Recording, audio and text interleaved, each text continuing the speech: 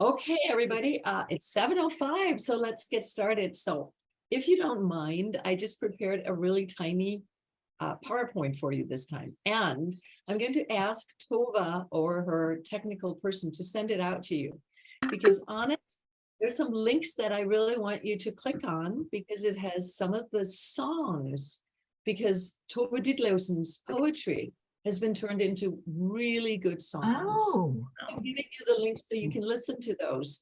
So I'm just going to start out by sharing my screen, and it's a very, very short one.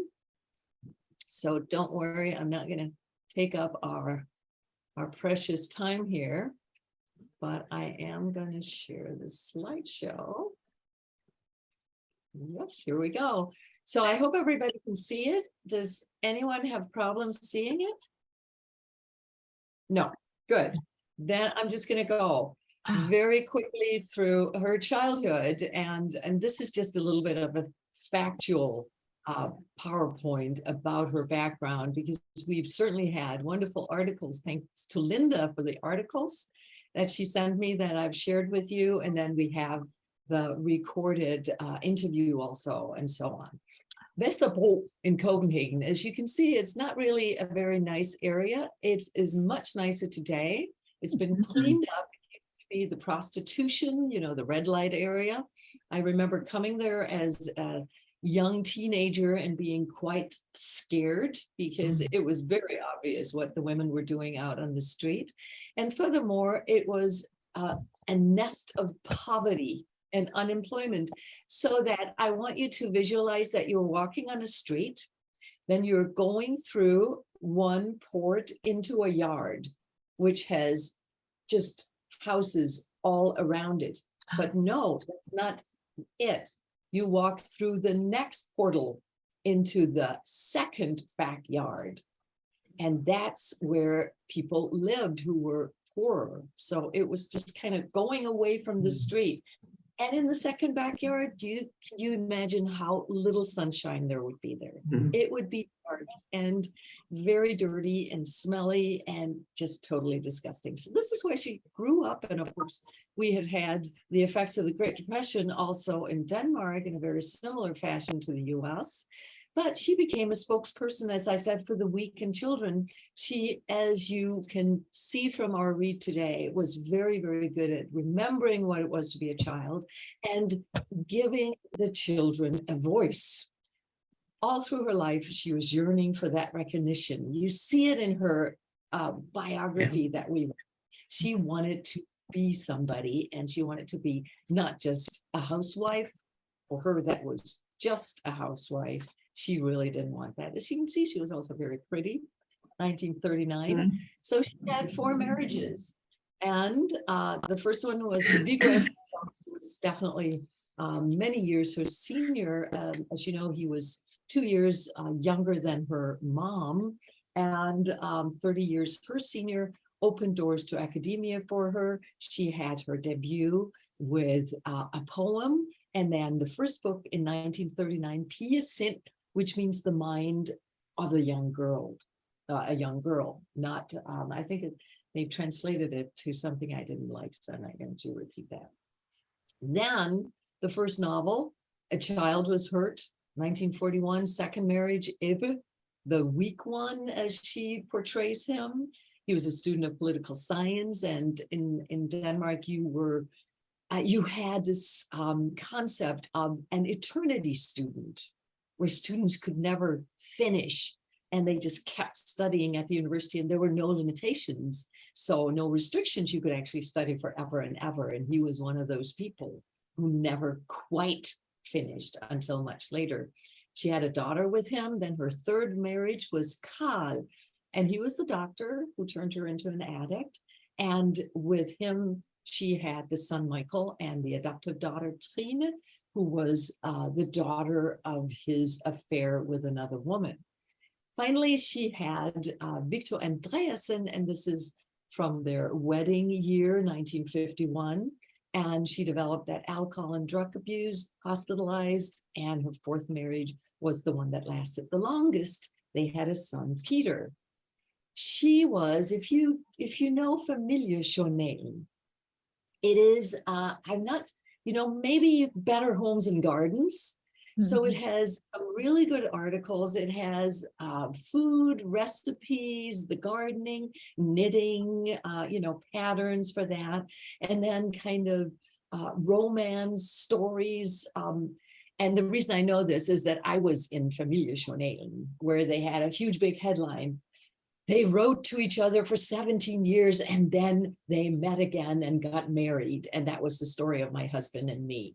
So yeah, I was definitely in there with a huge picture. So I know, it's that kind of very light reading. She was the personal advisor. She was the Dear Abby, and she was incredibly popular. People would write to her and she was very direct and not, sobby answers. She said it like it was, and people loved that. Then she really had a problem resuming her alcohol abuse. You can see that she looks older, more haggard, hospitalized, psychiatric wards, and in 1976, she managed to commit suicide, which is what she wanted. She was deeply mourned. It was like a royal funeral. Her entire neighborhood, the entire area of Copenhagen, followed her to her grave. And she remained popular forever and ever. And here are just some of her themes that we also see in the books from today. A lot of autobiographical, everything coming from her own life, private life, and the conflicts. Not a very happy read, but a very sensitive personality and a very astute imaging, visualization, picture, painting of her time and her situation as a woman at that time. So these are the links that I want you to look at if you feel like it, because they are a couple of songs. Mathilde, a singer from Fyn, did her first book, Pigesind, first collection of poems, 1975. And Anne Linnet, a singer from Aarhus, did her second Kvindesind, A Woman's Mind, in 1977. And then Anne Linnet also did the title song for the movie Barndommens, The Street of Childhood. So you can watch these when you get the links. And I would also like to share with you some of the poems just a couple of the poems that I've translated. They're the ones that I gave you the links for. But boy, in old pige, there in me lives a young girl who will not die. And the other one is Barndommens, I am the street of your childhood. And that's all I wanted to show you. So you're not going to read these, but I will be happy if Tove will have somebody share them with you, and then you can read them and you can keep translating. I love her poetry dearly. Okay, that's it. I am going to do one short read, and then we're going to get started. This is on page 211 and 12 in my Kindle. Sometimes I say, I don't think I can deal with other people at all. It's as if all I can see in the whole world is myself. And a few lines further down, I think I can only like other people if they're interested in me. That's why I'll never suffer from unrequited love. And the reason I wanted to start with that is that we are reading autobiographical material. She has herself at the center, but of course from that you get a beautifully nuanced picture of the time, the streets, the city, the ambience of the atmosphere. And I am leaving it up to you where you would like to start. We don't need to start with any of my questions, but we can certainly start with a discussion of how you perceive her reality. If anybody wants to start with that, or any other place in the books, anything that caught your fascination, then please go ahead.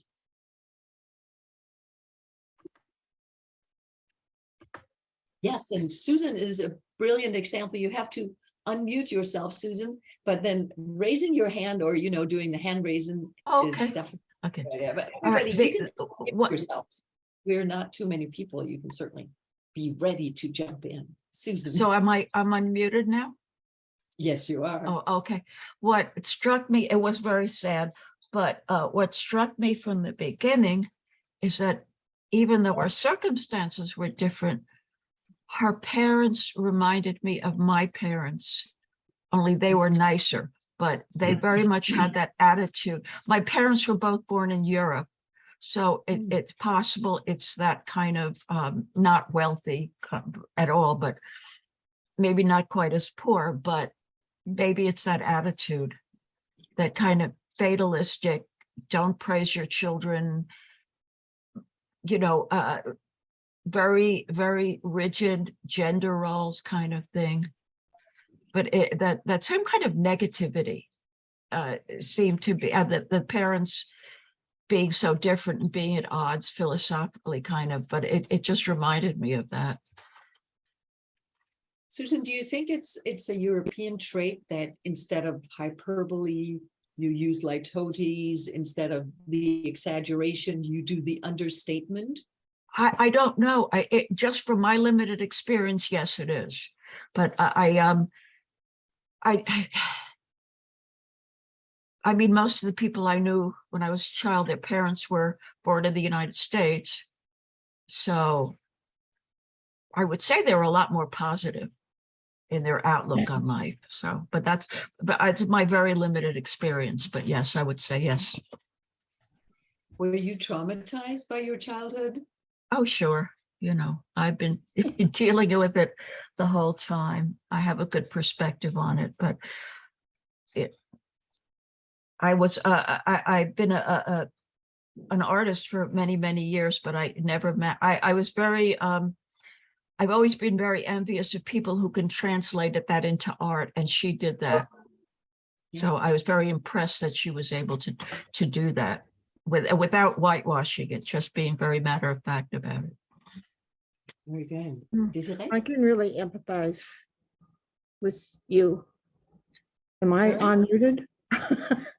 Because my family is Norwegian and very rigid, very, very, very rigid. And they spoke Norwegian to each other, not to us. And I really felt I was almost like a first generation American, because I wasn't like any of my friends, anyone at school.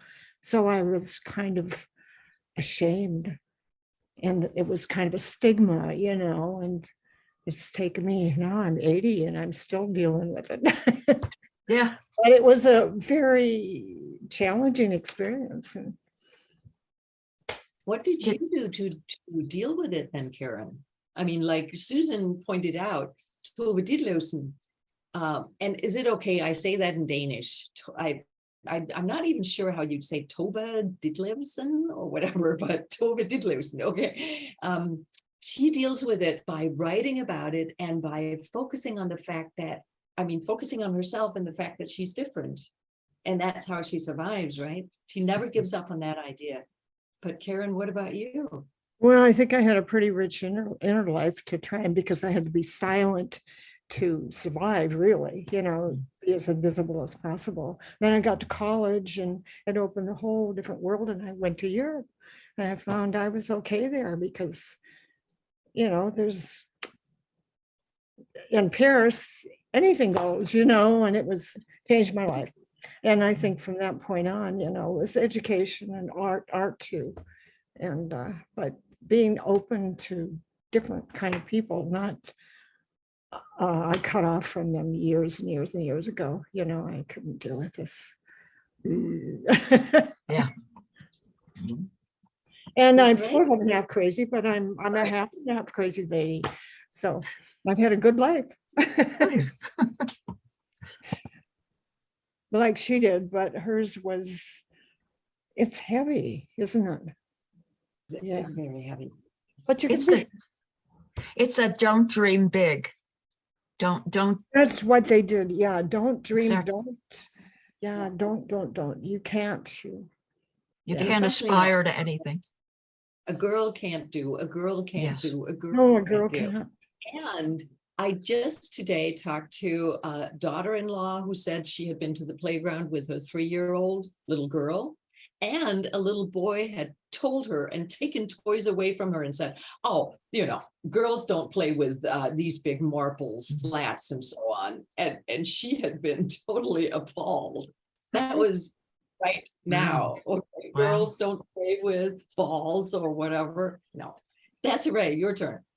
Well, I think also what you guys are touching on a little bit is like when I think about the way my grandmother would put things into words is like you don't cross from like you're set in one class and it's very hard to break out of that class. She did it through marriage, but in the book, I think it's very obvious that the parents know what class they belong to, and it's harsh, but they probably also in their way of communicating that to her, somehow wanted her to keep her in that class or protect her from you know, getting too bruised trying to climb the social ladder.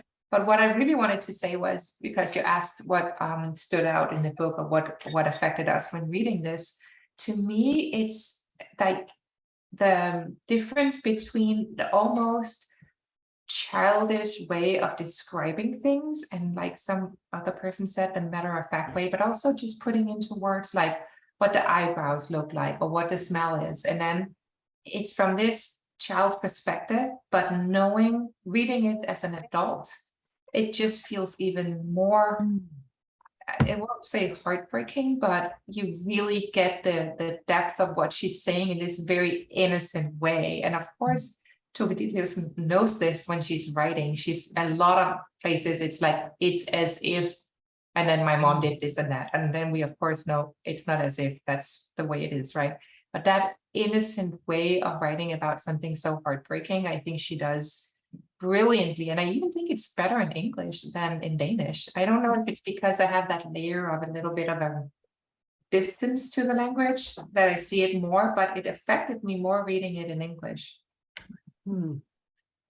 I think that, you know, one of the things that I was thinking about as I was going through and finding places that were, I'm just going to see if I can find it here without page 59. Okay, is that whenever I think about the future, and I'm quoting from page 58 here, I run up against a wall everywhere. And that's why I want to prolong my childhood so badly. I don't know if you thought this or caught this, but to me, it seemed that she was very contradictory. She was in her childhood. She wanted desperately to get out of it. Then she got into her youth. Oh, my childhood was actually quite rosy. And now I don't want to be in this youth, and oh, my youth is interminable, it's never going to end. I want to be an adult. I have children and I like looking into little prams outside with kids in them. I want to get married because that's what everybody does. It seems to me that she also has that I can never be satisfied approach to life. And then she gets to be an adult and she says, oh, why am I not a child still? And that's when you kind of shake your head in despair. Well, why can I not? I think it ties in with her wish for death, because very early on, she's like, there is this picture, remember when she's trying to saw her own, like through her veins with a bread knife, like this drive for death that seems like a friend, because no matter the age, no matter the stage in life, she's just yearning for something different. And when she gets accepted into a group like the kids around the trash cans, she still is not, she can never be content, like you say, Nita.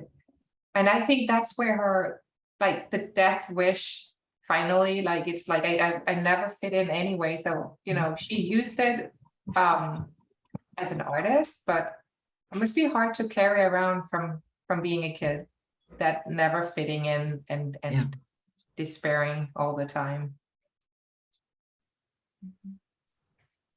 Okay, so I read a very serious article. Yes, Heidi, I was just wanted going to to say one more thing. I just wanted to say that I agree with both of you. And I also saw that type of thinking play out in her history with men. She wanted to be married, and it seemed like she wanted to be married, or she wanted a relationship. She wanted a romantic relationship. She didn't have that with her first husband. And then she set her sights on someone new, and so on and so on. And she would just get to the point in her marriages where she just didn't want to be married anymore. So it seemed like it was never the way she'd hoped it would be.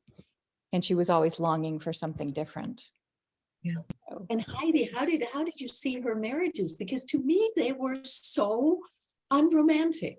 You know, Yeah. just like the engagement. Oh, I never really loved you. Can I have my ring back? right. I was like, yes. And then she gets married, and oh no, I don't think I want to be married to you anymore. Whoa. Mhm. What is wrong? Was something wrong with her, or was something wrong with the man, or what? What did you think? I didn't know because it seemed like she seemed somewhat shallow in what she was looking for in a relationship. So I wasn't sure if it was the other person, if it was her, a combination of both. But I wasn't surprised to find out that she'd married 4 times. But it's funny What did because you think? well, I just wanted to spread it out here because this is a really important point. I think it's a very interesting point you're raising. That's right. You want to say something? I don't think I would I would not say she, to me at least, felt shallow, but really trying to live up to the expectations Mhm. from society, and that's when she kept failing. And she's a product of a time that's very different from the time we live in now, right? Where it's okay to go against the stream, and it's kind of a plus. She desperately tried to fit into that mold and kept failing. And I think that when we hear that naive like voice in her work, it's almost like as if she's not just a kid, but also mocking. I can never say that word, but you know what I mean. Like the stereotypes, but she doesn't have the tools like we do today to break away from that. So what is she supposed to do? She's going into this downward spiral, sacrificing herself, and because that's what it takes to do what she wants artistically. That's at least what I take away from it. It's hard to be a woman and an artist. See, a male artist can have a wife who takes care of the house, takes care of the children, supports him emotionally in every way. But as a woman, it's about impossible to find a man who will do the same.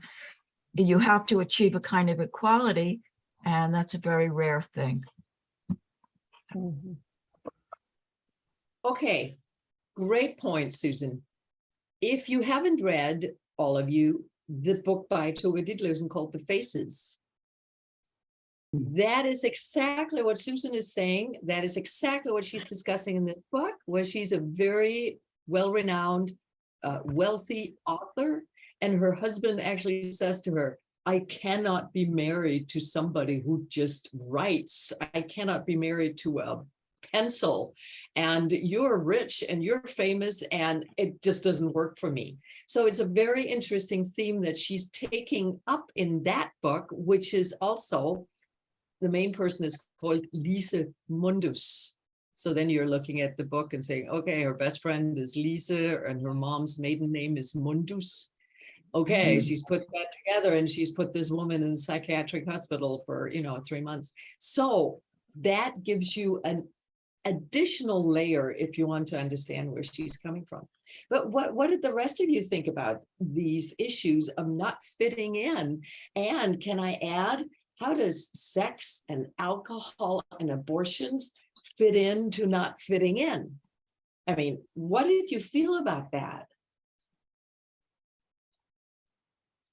Well, on the issue of abortion, I couldn't help drawing parallels from what she went through to end, I think, 2 pregnancies, to current circumstances today with abortion being illegal, and the difficulty that she had the second time she wanted to end a pregnancy, and she wasn't able to find someone, and then ended up going through that very unpleasant experience that she had to go through to complete the abortion process.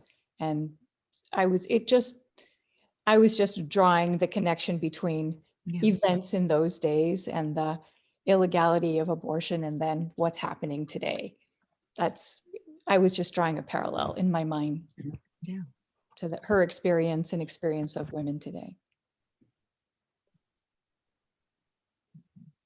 Denmark made abortion illegal or legal. Denmark made abortion legal in January of 1973. So Oh, okay. very shortly after Roe v. Wade. Yeah. Yeah, I was wondering So- about that. And it has And it remained has- legal?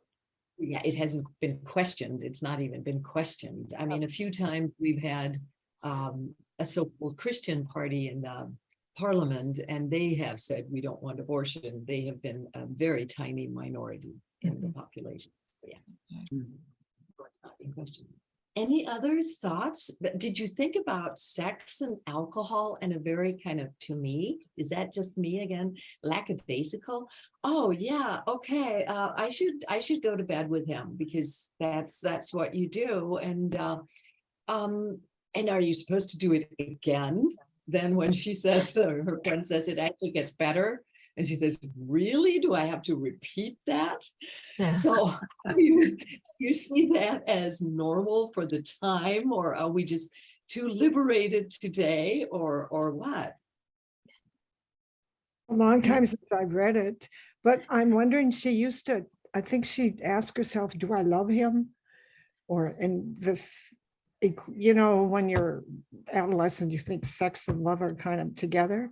And do I love him? And it seemed like she asked herself that often, and every boy that she'd get involved with. And I thought, well, what it's level a of love? it's I the don't think- romanticism that allows you to have sex.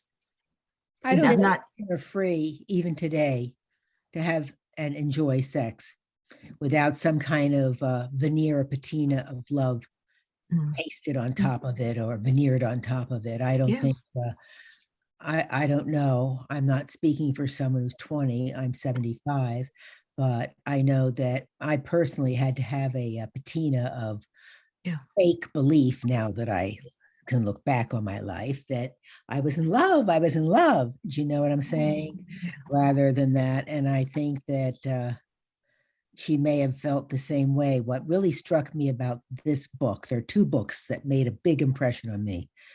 One is called Shuggie Baines by Douglas Stewart. You read that book, you will never want to become an alcoholic. Never. And you read Gift, which means poison, and marriage or dependency. And believe me, her writing of this is very powerful and makes me think, oh no, I was on oxycodone for 30 years for a bad back.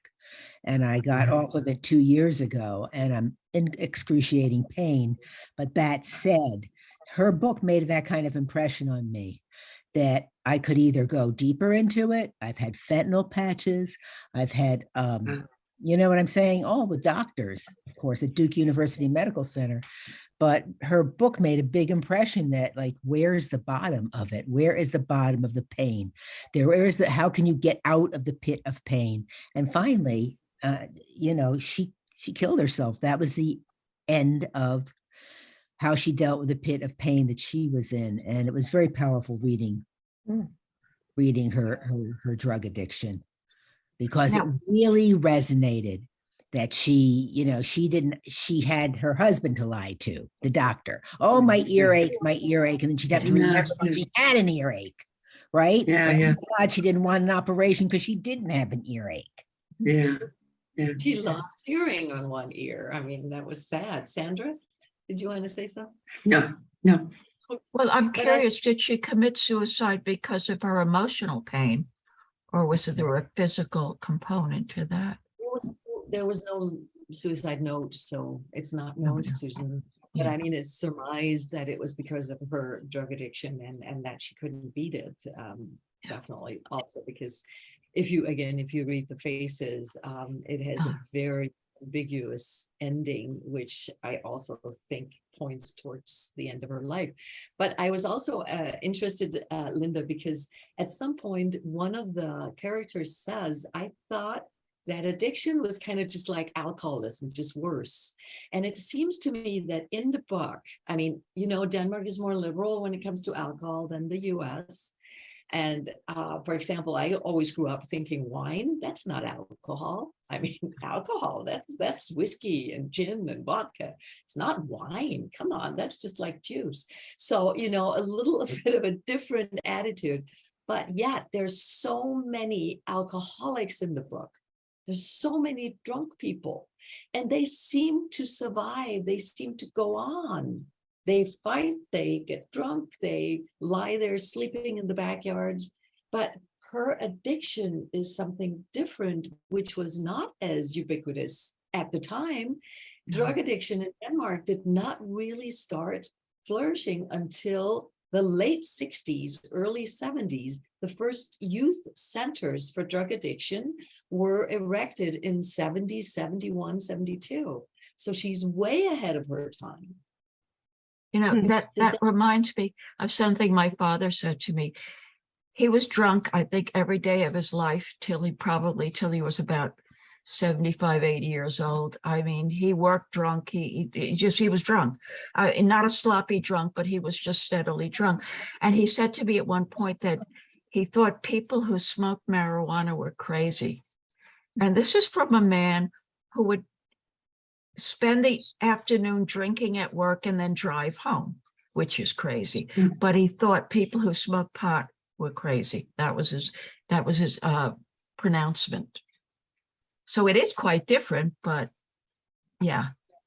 Yeah, even the attitude in Denmark to this day, where I just saw Anders Egger do a show in Danish about needle exchanges and 24-hour sort of community center that people can go to and under supervised condition use drugs, and they have Narcan or whatever that element is. It's Narcan. Yeah.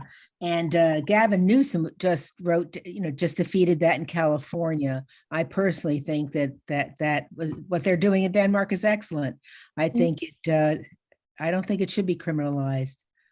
Life is extremely hard for some people, and the only thing that gives them some relief might be a glass of wine, might be a workout, who knows, running 20 miles, or might be smoking marijuana. I think life is extremely difficult, and I don't judge. But I think that Denmark is on such a good track with understanding addiction. I wish that we had something like that here. But then again, we have 50 individual Denmarks, don't we? We have 50 individual states. Yes, that's true. Now, did she ever mention in her work Christiania, that little community in the middle of Denmark? No, because that was much later, Susan. That was, I thought that was, that was in the 60s. Yeah, that was 75. So she would have known about it, but she was writing those Dear Abby responses at that time. What about the role of poverty? Did you find any kind of correspondence there to something that the US went through? I mean, was there relationships where you can say, okay, I can see a similarity between the poverty after the Depression here? She also very, very much peripherally mentions World War II. The only important thing is that Morten Nielsen, who was a young aspiring poet, who's actually known as a young aspiring poet, is killed by accident right before the liberation. But didn't you think that she glossed over the fact that Denmark was occupied for 5 years by the Nazis? Yeah, that was something I was thinking about. That was kind of very strange. First, I felt that maybe, a lot of people didn't really think much about it, but I doubt that. So I think it might have just been in her world. I don't know. That was surprising to me. That was why I found that quote about reality, Kim, that it doesn't seem like reality is really taking up much space in her mind. Yeah. I think that most people were acutely aware of the fact that you couldn't get coffee, you couldn't get sugar, and you were in danger of being just shot serendipitously, because that's what parents ended up doing. Yeah. No, she's just happily floating along on her drug addiction. There's an element to me of magic realism in her writing. I don't know whether it's really magic realism or a vein of artistic immaturity. Immaturity, I mean by saying, for example, well, now I didn't steal anymore. Or the defiance, and well, your father says you won't be a poet. I am a poet. I will be a poet. So she has a thread going through the book. I don't know if it's immaturity. That might not even be the right word. Narcissism. Narcissism, thank you. And the thread goes of defiance, of almost fantastical realism that she experiences. Yeah, like she didn't mention really anything about the rationing, the Nazis, the resistance, and any of that. You don't get She as was much. timid.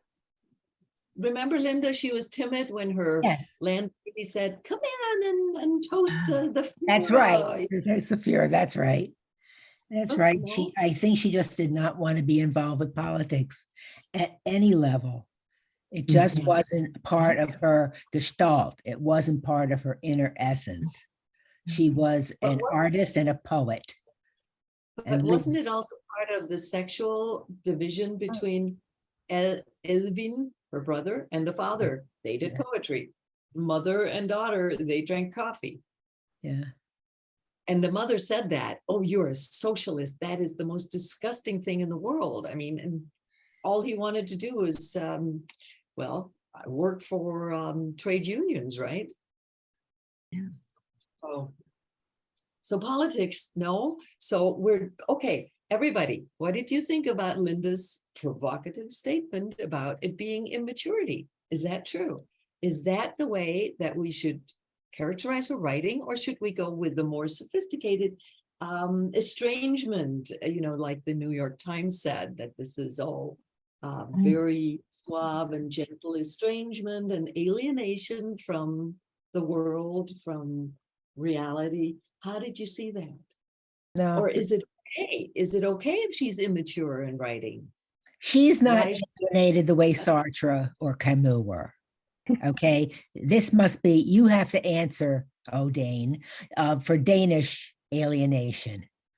I couldn't say, if it's immature or narcissistic, or, do you know what I mean? Because it's a different culture, a very different culture. She's single-minded. She's devoted to her art, and she doesn't want the distractions. And ultimately, her husbands and her children become those distractions too. But she won't add politics to the mix because politics just makes people argue, and she doesn't want to get sidetracked. That's the way I see it. Yeah, Women weren't involved in politics. Women didn't talk about politics. Oh. No, not then. At that time, it was the men would go off and they'd talk, but the women would be in the kitchen with the kids and the food and the whatnot. I don't think, it wasn't a proper thing for women to get involved in politics. Yeah, I agree with Susan. I agree with Susan that I really have no idea how a woman can forget getting married. That's like having a chronic 2-year-old around. But I mean, have children and be an artist or a writer or an academic. I don't know how a woman can do these things. I really don't. It's funny. I sort of see that her, if you look at her poetry, how much emotions there are in it, how much she expressed things that makes the world big. But then when you look at her writing, or at least when she writes about herself, it gets much smaller and much more simple. So I don't think that I think she doesn't portray herself very well in that way, because you sort of have to read between the lines or look at her poetry to really get to know her, because there was a big world inside and she has a big inside. Mm-hmm. But it's just the way she talking about herself, I think, because it seems very simple. When she's reading the books, it seems like she's a simple person who doesn't have any conscience or even any emotions, really. But that's not the case when you read other things you've made. But Why did she choose to write it that way then? Did you have? Well, she's writing about herself, right? When she's writing poetry, she's clearly also writing about herself, but not directly, right? This is a story about her, which I think, if you think about writing about yourself, you sort of want to look at yourself from the outside. But I think as an artist here, they would know that if you express yourself in poetry or any kind of art, it's more like an outward expression, where writing about yourself has a lot of mental things and looking back at what happened to you, and it's more like a mental process than an arts process. That's how I see it. Maybe it was too painful to really put that out there, to have to revisit it. Because if she's writing about it, she has to revisit all the negativity and happiness in her childhood. So That might be true. One of the things that impressed me about this book is that her writing, in a way, it just came out of her. It was effortless. It just flowed. I mean, she didn't sit there and agonize. I mean, it just, give her a typewriter in a quiet room and out it came. And I like that. I thought that was great.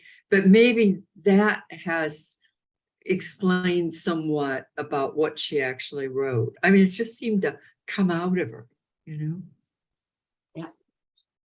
Like she didn't edit it afterwards. She just wrote it and she didn't have to revisit it. Yeah. But we also hear in the book that she did use editors and she did listen to advice older and other people. And you know that the guy that she had a long-standing affair with, Piet Hein, you know his Grooks, don't you? I mean, they are definitely translated. I'll just write it in chat. The Grooks of Piet Hein. He is here. Grooks. They are absolutely amazing because they're short, pithy little poems that he just seemed to be able to, I don't know, just, take it, catch out of thin air, and then they would come, and they're usually pretty good about pinpointing a situation. So she also had an affair with him without impunity, really. And then he dumps her and says, I found somebody rich, and then he marries her. So she has gone through that. So it just seems to me, also with what you're saying, as if she's very good at putting up a filter between herself and the world, also between herself and the children, because they are not as important to her as her poetry. And so I don't know if that's a sign of the times, but definitely another sign of her character. And that I remember growing up and people not liking her. I remember a lot of people not liking her, seeing her as a very egotistical, narcissistic person who was just this wannabe poet. So, I had colleagues, I had friends, I had student friends who did not like Tove Ditlevsen. There was a French artist called Louise Bourgeois. She was a sculptor, and at one point, and she had a son, and people always wondered what his reaction to it was. She just said that very simply, that women artists should not have children, but she'd already had a child. So, but that was her take on it. A lot of what I see in her writing also comes out in a poem I had just read called Memory, that she sees things dreamlike, and that's a filter of what the reality is. She has a memory, a really good memory of childhood, but was it a real memory or her dream of a memory of childhood? So I think that in her writing, it seems extremely real, but there's also, to me, a patina of a dreamlike quality in the writing. When I think of her, I think of Knausgaard, Karl Ove, I don't know how to pronounce it probably, Karl Ove Knausgaard. Sorry? Karl Ove Knausgaard. Knelsko, okay. Yeah, and I don't remember him mentioning her, but I'm wondering, he must have been aware of her. Oh, yeah. And I'm wondering if she's kind of like an unacknowledged influence on him. And there's also that, as you said, about, is it a dream or is it the real one? And it's sometimes hard in his books to separate. Well, it's like a fictionalized biography, his big, my struggles, you know, so that's who I mean, she's a much more direct and less detailed, but brilliant in her own style.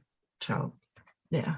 Susanna, you had something to say earlier on? Well, Suzanne. I was wondering two things. One, you were talking about her reputation when you were growing up, that people didn't like her. And I'm still trying to figure out exactly when it was that she was the columnist for Familia Journal, because that was 20 years before she committed suicide. Yeah. So 60s and 70s. Yeah. Because people at that point, my understanding is that became quite understanding of her, and she spoke to them on a very personal basis. And I, for one, think it's rather incredible that she gave advice to people when she'd had 4 marriages, et cetera, et cetera, et cetera. True. But it says something about Denmark that people found her authentic, right? I don't know. So and I mean, we started with authenticity, and you're bringing it full circle there. Yeah. And she could talk about addiction, definitely. I think the description of addiction, of her addiction, is worth the whole book. Yes. I mean, it really is very, very telling. And in terms of the addictions we've been talking about, addiction is addiction. You're addicted to different things, but if you're addicted, you're really in a very bad place, and you don't have any control over it. And her description of that was fantastic.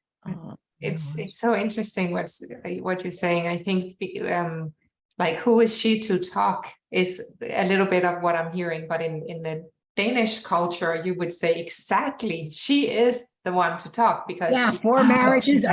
Definitely she has the word on marriage. Yeah, she's experienced it. She knows what she's talking about, as opposed to someone who has all the theories but has never really experienced loss and marriages and divorce and adultery like she has. Yeah. And I was just reading How the Word is Passed by Clint Smith, because he's coming as a Go Big Read author to Madison. And he was saying somewhere that somebody had said that what you have as the past as facts, that's history. What you have as emotional attachment to the past is nostalgia. And in between these two is memory. And I thought that was a really good way also to describe what she's trying to do, because as you were saying, who knows? We don't know. We have a feeling about those girls at the trash cans, yes. And the ones sneaking out at night in their very best finery, going out to make money in this area, yes. So some of the things ring very true, but how she sees it and how we all have our memories from childhood, nobody can really question that. Nobody can say that's wrong. I am dealing with that, and I'm sure you are too, with my children who say, I remember you doing this and this, and I'm thinking, did I? Sure, you all been there, right? And that's where she's taking something that is deeply personal and creating, I think what you're saying, Kim, also, I mean, she's trying to create something that is relatable, maybe primarily in her poetry, but definitely also in a book that is a picture. That's why I started out by saying it's a picture of a piece of Copenhagen, in a time frame. I don't know if I'd call it magical realism, Linda. That was an interesting thought, but because it seems like it's more just a personalized remembrance. Yeah, but she has some kind of, she has some kind of spin on it. When we did that poem Memory, in no way did I even think that the wooden door was a door to a prison with wooden bars until you told me that that is what it meant, which makes me think I'm not getting the full picture unless I understand Danish more. And when I've read as much as I've read in the book of Barndom in Danish, I'm sorry, the translation is Amerikanske. Her writing is danskere. It's raw. It's raw. You feel it palpitating in your mind when you're reading it. Whereas the fellow who did the translation, no, it reads smoothly, not the way she's writing it. And so, Barndom was translated by Tina Nunnally. Yeah, What? Bondom and youth, childhood and youth, that was Tina Nunnally, and then Michael Goldman. came I'm in talking too. about Michael Goldman. Yeah, he did Gift, the last one. I don't know, did any of you think that there was a difference in the smoothness of the translations? I mean, the first two by Tina Nunnally and then Michael Goldman did the last one. Did any of you come across anything that struck you? Well, her writing, the Gift, it ended very abruptly, I thought. I got to the end and I was saying, why aren't there 30 or 40 more pages, But that's not his translation. That's her writing. I haven't read any of it in Danish, unfortunately, but No. Intellectually, I knew that after the first two, that there was a new translator, but I didn't really feel that there was a difference for quite some time. And then all of a sudden, I sort of felt that there was a difference, and I can't tell you exactly when that was or why that was, but it made me want to go back and read the Danish. Yeah. Yes. No, but I think Linda's point is really good. Sometimes things get lost in translation, and maybe the directness that you are looking for, that we're all finding in the text, would be more clear in the Danish original, definitely. And the poems are very difficult to translate, of course, as all poems are, and you lose something. So I don't know, but we have to be very happy and lucky that, or feel happy and be lucky that they have been translated. So they have a. She's so relevant today. She's so relevant today. And it's a shame she didn't live to see how relevant she is in 2022. It's a shame she couldn't stand life longer. Yes. And I don't think she could. She just couldn't stand it. She was also a chain smoker, and I'm not being judgmental about smoking, but she really needed something to cling to. Yes. And she was unfortunate enough to find drugs, and she also had smokes, and she had wine. As she says, okay, when I needed something, I would buy a bottle of wine and drink it. She definitely had some kind of addictive mind. It was very difficult. I have one question. It's always amazed me that, well, people in Denmark speak English very well. Of course, people here don't speak Danish, not many people do. But I'm always curious, as you say, poetry is hard to translate, how some American musicians are accepted so well in Denmark. Like people will go see Tom Waits, people will go see Bob Dylan. And how do you translate the feeling of the American musicians when you're listening to it in not your first language? How does that happen? You shouldn't ask me. I've been here too long, Susan. But I mean, I think that, you absorb it like any other language. But I think that what I'm talking about when it's difficult, because I've tried it, Michael Goldman translated Benny Andersen. Benny Andersen is the most quirky, wonderful Danish poet ever. He managed to translate him in a way, because he was sending the poems to me and saying, what do you think? And I said, I don't know how you do it. He did. They didn't rhyme. Tove Ditlevsen's poems rhyme. Right. That's where you run into a huge cement wall saying, if I have to make it rhyme, it's going to be totally rewritten. Yeah. So that's what I meant by her poetry being difficult to translate. Whereas Benjanis, any free-flowing, contemporary poet would be much easier to translate and to catch the gist of it. So, and I'm sorry, all you lovely persons, but we have to end, and we are ending on a very positive note because the book for next month is 144 pages. So don't get lulled to sleep here because we do have a few long ones, but I just wanted to hold that up as a happy thought. It's really weird. It's called Agatha and is a young author. So we are jumping back and forth between weird and less weird. And then we'll have something that's completely solidly weird and something that is completely solid. But I hope that I can see you again. It's going to be the second Tuesday, Tove and I agreed, second Tuesday of both November and December. And if that works for everybody, we'll just hang on to that date and that you will enjoy it. I could not find it as a download, so I'm afraid you're going to have to purchase it, which annoys me, but it is nowhere to be found. I really did look. Now, is that in the email or on the website, what book it is? Yes. Yes, the book is on the website, and we'll send out more details on the email, including the next Zoom link. We're doing a fresh link for every book Yes. club meeting. I also want to point out that just now, in the last couple days, Desiree's interview related to the Copenhagen trilogy is online, and it's a fascinating conversation with Lykke Leonardsen, who has been involved in urban planning and architecture in Copenhagen, really talking about how the city has transformed from the city that Tove Ditlevsen grew up in to the very progressive city that we know today. So, so that's another kind of really fun counterpoint to this conversation.